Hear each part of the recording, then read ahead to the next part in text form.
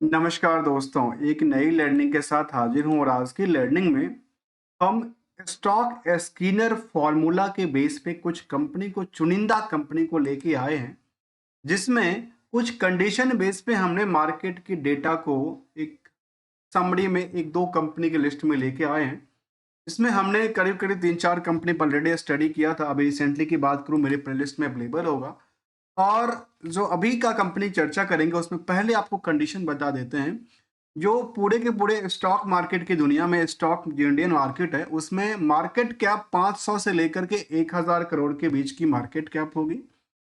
जो प्रमोटर का होल्डिंग होगा वो स्ट्रॉन्ग 60% से ज्यादा होगा। जो डीआईआई की होल्डिंग है वो भी मिनिमम 1% से ज्यादा होना चाहिए। साथ में जो प्राइस टू अर्निंग की सवाल होती है, अर्थात जो कंपनी अपने 12 महीने में जितनी भी कमाती है पर शेयर के अकॉर्डिंगली, उसके मुताबिक जो करंट प्राइस है वो 20 गुना से ज्यादा नहीं होना चाहिए। चलिए इसी तरह के स्टॉक को लेकर के आज हम चर्चा करेंगे, जिसका नाम है मॉडर्न इंसुलेटर। इसको यदि हम इनकी वेबसाइट्स के अकॉर्डिंगली इंफॉर्मेशन की बात किया जाए तो कहते हैं इंसुलेटर, जिसमें कि हॉलो इंसुलेटर के कामकाज हैं, सॉलिड कोर पोस्ट इंसुलेटर का कामकाज करती है। ये बेसिकली एक प्रोडक्ट एक इक्विपमेंट्स है जो कि taking India's global export to 50 country में इनका कामकाज देखने को मिला। ये कंपनी कहती है कि हमारा 50 कंट्री में कामकाज है। इसमें प्रोडक्टिविटीज के रेंज में हमने देखा कि इनके पास 3-4 तरह के, चाहे रेलवेज इंसुलेटर की बात किया जाए या फिर लॉन्ग रोड इंसुलेटर का, अर्थात ये कह सकते हैं कि इनके ट्रांसमिशन से लेकर के और रेलवे तक के लिए इनका पास कामकाज का सिलसिला चलता नजर आया। जहां पे इनकी बेसिस की बात किया जाए तो कंपनी की वेबसाइट्स की माने तो चाहे एम्पावरिंग बिजनेस को लेकर, इलेक्ट्रिफिकेशन, इलेक्ट्रीफाइंग ट्रांसपोर्ट को लेकर के हो या फिर बाकी ट्रांसमिशन में इनका कारोबार बनती है। अब हम मार्केट की तरफ क्यों रस करेंगे, उसका मोटिव है जो इस कंपनी को जब हमने डेटाबेस के मुताबिक चूज करके लाए तो निवेशकों का इंटरेस्ट पता है कितना है। इसमें निवेशकों का इंटरेस्ट कह सकते हैं कि 1.5 लाख से ज्यादा निवेशकों का इसमें इंटरेस्ट लगा हुआ है। मार्केट कैप बहुत बड़ी नहीं थी क्योंकि मैंने पहले बता दिया मार्केट कैप को लेकर के, लेकिन स्टॉक की प्राइस में पिछले 1 साल के दौरान में ये देखा गया कि अप ट्रेंड में लगातार बनती नजर आई, जबकि बीच बीच में काफी बार इसमें लो ट्रेंड भी करती नजर आई थी। फिलहाल यदि आज के टाइम की डेटाबेस से कंपेयर करेंगे तो लगातार अप ट्रेंड के लिए खुलती नजर आती है। जहां तक पिछले 5 साल का सवाल है तो 5 साल में 4000% से ज्यादा की इसकी स्टॉक प्राइस में क्या हुई है, डिमांड बढ़ी है। चलिए इसको जानने के लिए सबसे पहली कड़ी कहता है कि बुक वैल्यू 95 का है, उसके मुताबिक 161% की उछाल आई है। सेकेंड पार्ट इंट्रिंसिक वैल्यू केवल 90 रुपए के आसपास की बातें कहती है, अर्थात करंट मार्केट की प्राइस है वो काफी क्या है, बुल इशारा देती है। क्योंकि इसका यदि आप लोअर से लेकर के हायर की रेंज में देखेंगे तो अभी भी दिखता है कि अब ट्रेंड के लिए ही खुलती है। इंडस्ट्रियल के पी के बेसिस पे हमने पहले कहा था कि हम ऐसे स्टॉक को चुन करके लाए हैं जिसमें जो अर्निंग पर शेयर है पर शेयर कमाई कंपनी का और करंट मार्केट की जो प्राइस है इसके मुकाबले यदि आप इसको डिवाइड देंगे तो वो 20 से ज्यादा ना होना चाहिए। तो हमने इसको चुन करके लाया तो वो 17.5 का आसपास आंकड़ा देती है। जबकि इंडस्ट्रियल की बाकी कंपनियों कहता है 68 के मुताबिक, तो लगता है यहां से यदि 4 गुना मतलब 300% एक्स्ट्रा मूव करती है तो शायद मार्केट इसके एवरेज में आके खड़ा होगा। और 300% छोड़ते हैं, यदि यहां से 100% की भी उछाल आती है मार्केट में तो नियरली 300 के आसपास कहां करा जाएगा। क्या ऐसा पॉसिबिलिटी बनती है इसको लेकर के? ये हमें डेटा तो कौन दिखाएगा, इनकी ट्रेंडिंग फंडामेंटली दिखाएगी, ट्रेंडिंग बिजनेस मॉडल दिखाएगा। बिजनेस मॉडल के बारे में देखा तो कंपनी 1982 में बनी थी, खास करके मॉडर्न इंसुलेटर का कामकाज जो कि business of the manufacturing insulator और खास करके terry towel and the EPC project को लेकर कंपनी का कारोबार रहा है। इसमें कुछ चीजों को और जानना जरूरी है कि इसमें जैसे हमने आरओई के बारे में देखा, आरओसी के बारे में देखा कि 8 से 9% के आसपास की बातें कहती है। डेट टू इक्विटी के बारे में कहती है काफी कम है, डेट्स फ्री कंपनी की लिस्ट में आती है और करंट रेशियो के नंबर काफी ज्यादा हाई की बात कहती है। इसीलिए यहाँ पे आकर के फुल स्टॉप लगता है, क्या इसको लेकर के इसको हिट तो नहीं कर दिया गया। और इसको सवाल को लेकर के देखेंगे तो यहाँ पे एक हमने हाईलाइट किया है आउटस्टैंडिंग वर्सेस नेट प्रॉफिट के नंबर को, जो कि 203% की दर्ज कर। एग्जाम्पल के तौर पे यदि बात कहूं तो 100 रुपए की प्रॉफिट आपने बुक किया अपने पॉकेट के लिए, लेकिन आपकी मार्केट में आज भी उधार कितना है 203 रुपये की उधार है, अर्थात आपके पॉकेट में ये पैसा अभी तक आया नहीं है, इसी के अंदर ये भी इंक्लूडेड है। ठीक है, और खास करके एक पार्ट को और देखेंगे जो आखिर सेल्स के बेसिस पे मार्केट की उधार कितनी % का आंकड़ा दर्ज करती है। जहां तक डिविडेंड की ट्रैक रिकॉर्ड है, बिल्कुल मेंटेन नहीं करती है कंपनी। तो चलिए इसको जरा जानने की कोशिश करते हैं। जो कंपनी पिछले 5 सालों में 400% 4500% से ज्यादा की मूव कर चुकी है और लगातार अप ट्रेंड में खुलती नजर आती है, चाहे वो 1 महीने की चार्ट ग्राफ हो या उससे पहले की हो या बाद की हो। कई बार हमने देखा कि बिकवाली भी होती है, तो अक्सर बिकवाली खरीदारी का मौका बनता ही रहता है, बनता ही नजर भी आता है। जहां तक ईयरली डेटाबेस का सवाल है, तो 2024 तक का जो कंपनी का डेटाबेस निकल के आई थी पिछले 4-5 सालों के, उसमें अप डाउन के साथ मार्केट ने क्या किया, अप ट्रेंड दर्ज किया, जहां पे 2% से लेकर के नेट इनकम सोर्स में 28% तक की वृद्धि दर्ज कर।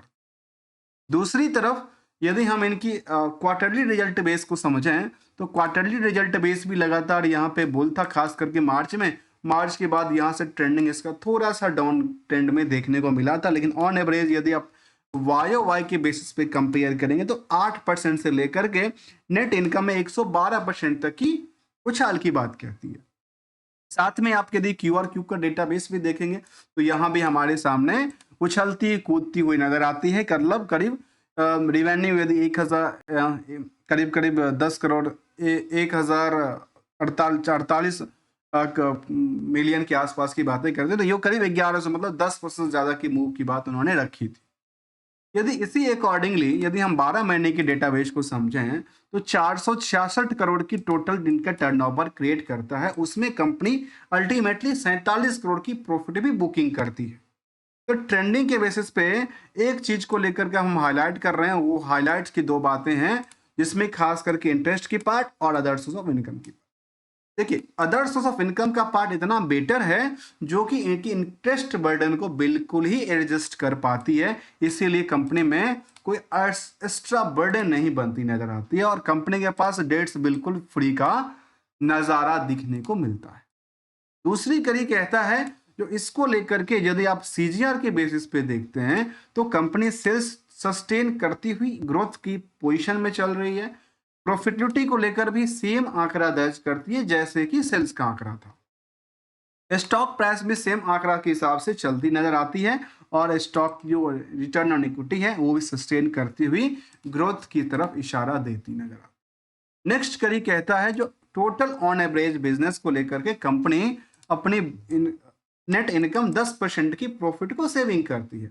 इस 10% सेविंग के पीछे यदि हम प्रॉफिटेबिलिटी नंबर को देखा जाए तो हमने कहते हैं कि 203% का, जो हमने पहले एग्जांपल के साथ समझाया था कि 100 रुपए की आपने प्रॉफिट बुकिंग किया और आपकी मार्केट में अभी भी 203 रुपए का आपकी उधार लगी हुई, ये दर्ज करती है। इसमें दर्ज एक्चुअल बात यह है जो कंपनी क्या इसको कितने टाइम फ्रेम में रिकवर कर पाती है, वो बड़ा चैलेंजिंग बात होता है। जहां पे यदि डेटर्स रेशियो को भी देखेंगे तो शायद 21% का आंकड़ा कहती है। कंपनी की रिस्क फैक्टर को देखा जाए तो 3 महीने की रिस्क फैक्टर पे इसका क्या है, सेल्स का आंकड़ा बनती है।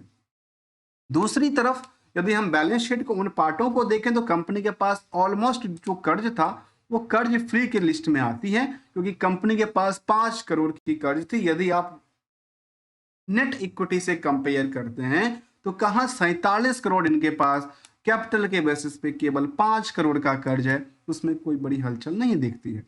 लेकिन कर्ज का यूटिलाइजेशन की बात देखा है तो कंपनी के पास एसेट्स जो हैं वो कोट के भरी पड़ी है, जहां पे फिक्स एसेट्स में लगातार अप डाउन के साथ 158 करोड़ की आंकड़ा देती है। वर्किंग प्रोग्रेस में भी है और इन्वेस्टमेंट लगातार कंपनी बढ़ाती जा रही है। साथ में जो मार्केट में लगी पैसे थी उसका भी हमने आंकड़ा देखा तो समझ में आया कि अल्टीमेटली 203% का आंकड़ा दर्ज करती है। लास्ट 2 क्वार्टर का डेटाबेस को जरा समझें तो 219 करोड़ की टर्नओवर क्रिएट करती है।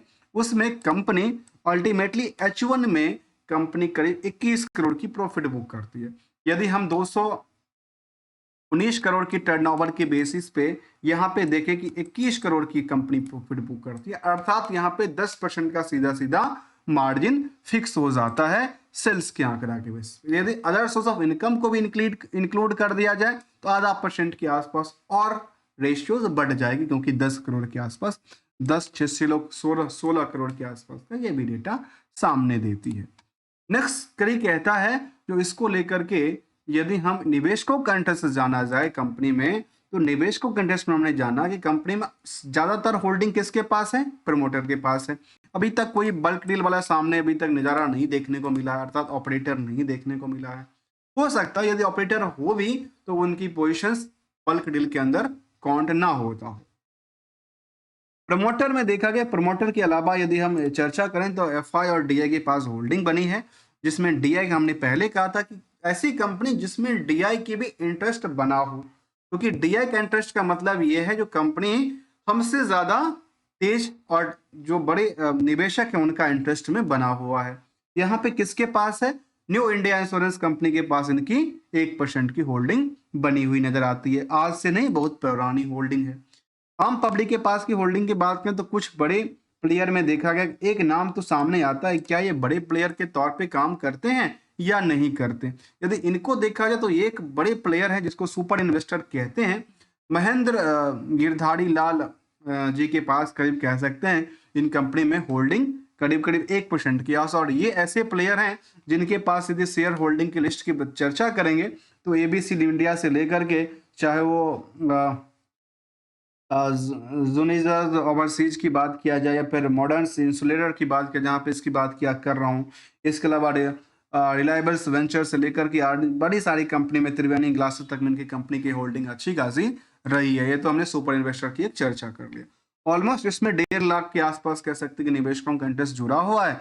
और लेटेस्ट अपडेट की तरफ देखा जाए तो कोई लेटेस्ट अपडेट फिलहाल यहाँ पे दर्ज नहीं करता है। कंपेरिजन टू द पीयर्स के मुकाबले यदि देखा जाए तो आज भी यहाँ पे इस सेक्टर में आज भी काफी कम का भीड़ कहता है बाकी कंपनियों के मुताबिक, चाहे वो सेमंस हो, एवीपी हो जो कि इक्विपमेंट्स बनाने वाली कंपनी, चाहे सुलॉन एनर्जी की चर्चा क्यों न करो, वहां पे मॉडर्न इंसुलेटर के पास बाकी कंपनियों के मुकाबले काफी कम लोगों का इंटरेस्ट क्या देखता है, भीड़ का आंकड़ा देखता है। भले ही शेयर कितने का था निवेशकों का लिस्ट में, 3 लाख हो या 1 लाख हो या 1.5 लाख हो, उससे कोई बड़ी फर्क नहीं पड़ता। यदि हम एनालिसिस पार्ट को देखें तो कुछ अच्छी बातें इनके फेवरेबल कहती है, कुछ इनको नेगेटिव इंपैक्ट भी डालती है, जिसमें खास करके डिविडेंड को लेकर के, रिपीटेड प्रॉफिट को लेकर के, अदर सोर्स ऑफ इनकम को लेकर के। मुझे लगता है कि जिसको लेकर के बहुत ज्यादा नेगेटिव नहीं होना चाहिए, क्योंकि तो कुछ चीजें ऐसे भी होती है जिसको मार्केट में रिस्क के मुताबिक छोड़ दिया जाता है। बीएसई लिस्टेड कंपनी रही है, इलेक्ट्रिकल इक्विपमेंट्स पे बनाने वाली कंपनी कामकाज करती है। साथ में यदि इसकी बेसिस पे देखा जाए तो इसमें इस कंपनी का डेटाबेस कहता है कि स्टैंडअलोन डेटाबेस है, पिछले क्वार्टर के मुकाबले इसमें डाउनग्रेड देखने को मिला है। लेकिन यदि हम ओवरऑल जब से लिस्टिंग हुआ है पिछले 3 साल के डेटाबेस में, उसके मुताबिक यदि बीएसई के डेटाबेस के हिसाब से देखा जाए तो 3 साल में से स्टॉक में करीब 156% तक की डिमांड बढ़ी थी, जबकि 2 साल में 260% की वृद्धि दर्ज कर दी। लेकिन इसके मुताबिक यदि आप देखते थे, जहां पे हमने देखा पिछले 5 साल, तो ये डेटा शायद हमारे सामने कुछ गलत इंप्रेशन भी क्रिएट कर देती है, क्योंकि जब बीएसई के ऊपर ये 3 साल पहले लिस्टिंग हुआ तो शायद इसका लिस्टिंग कब पहले हुआ होगा। ये 2020 का आंकड़ा देती है जब, अर्थात ये लिस्टिंग प्राइस की आंकड़ा देती है, या 2020 में इसके स्टॉक की प्राइस 4 रुपए के आसपास हुआ करता था, वो आजकल 153 रुपए के आसपास का आंकड़ा दर्ज करती है। इसके मुताबिक ये कहती है कि इनमें करीब 3 साल में 92 रुपए के स्टॉक प्राइस में डिमांड बढ़ी है। तो इसके हिसाब से आप सोच लीजिए, कंपेयर करके देख लीजिए मार्केट में। यहाँ पे कुछ अच्छी बातें सामने ये आया था जो मार्केट में ये अपनी पोटेंशियल के साथ कामकाज करने की कोशिश में लगा हुआ था, जबकि फंडामेंटली में कुछ इनको सपोर्टिंग और कुछ इनको नॉन सपोर्टिंग में देखने को मिला था। तो दोस्तों, हम किसी भी स्टॉक को लेकर कोई भी एडवाइजरी या रिकमेंडेशन की बातें नहीं करते हैं। This is completely as per the formula database, जो हमने कुछ फॉर्मूला बेस पे कुछ कंपनी को फाइंड आउट करने की कोशिश किया था, और पैसे को बचाना भी है, पैसे को यूटिलाइज भी करना है, और इसको बिल्कुल ध्यान रखना चाहिए कि मार्केट में आप कहाँ कर रहे हैं, कैसे कर रहे हैं। इसके लिए लर्निंग बड़ा इंपॉर्टेंट है, इसलिए हम इसको लर्निंग करते हैं। ऑन एवरेज यदि आपको अच्छा लगा तो वीडियो को लाइक, चैनल को सब्सक्राइब करना मत भूलिएगा। Thanks for the joining us दोस्तों।